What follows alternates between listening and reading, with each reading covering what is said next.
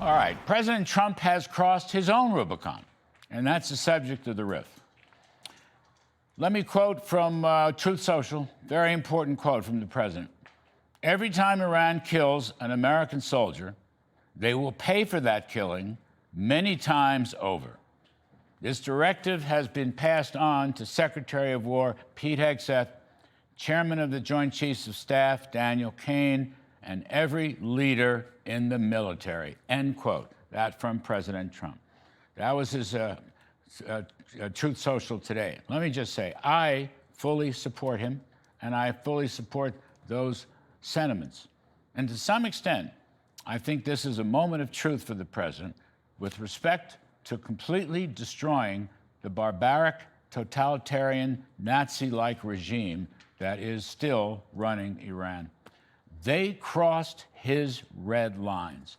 This was not reopening the Strait of Hormuz and continuing to develop their capabilities on the nuclear front. Those were the red lines. They crossed them. He is now responding with major force.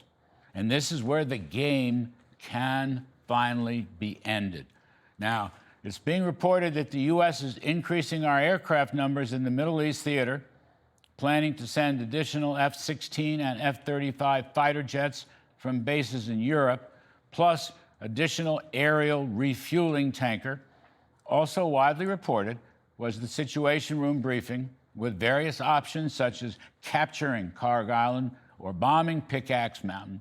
Again, my hope is the president pursues both options. Capturing Carg Island would be a Venezuela-like takeover of Iran's oil and energy and economic capabilities. We, meaning the USA, can refine and export the oil better than Iran can, put it on ships, and increase the world's oil supply, thereby bringing down prices. But the money won't go to the IRGC regime. It'll either be escrowed or given to our Gulf allies to rebuild from Iranian bombing damage. We can do the oil story with minimum invasion and maximum world economic benefits. And as for Pickaxe Mountain, my view is that any remaining nuclear capabilities should be smashed. And importantly, let's bring in our Israel ally to help us, as they always have, despite some egregious and foolhardy sniping in Israel from a senior administration source. Israel can help us in so many ways, and they're supplying plenty of intel to our Gulf allies, including the Saudis, and they're working hand in glove with our CIA. One thought I have is for Israel and the U.S. Secret Services to identify and supply Iranian dissidents with as much military and other help as possible to overthrow the IRGC regime. There's a Ronald Reagan element to this, as the Gipper helped arm Poland and so many other Eastern European states to overthrow Soviet communism. Working with Margaret Thatcher and Pope John Paul II, Reagan's goal of overturning Soviet communism was realized. Why not try this with Iran? Perhaps we are already trying.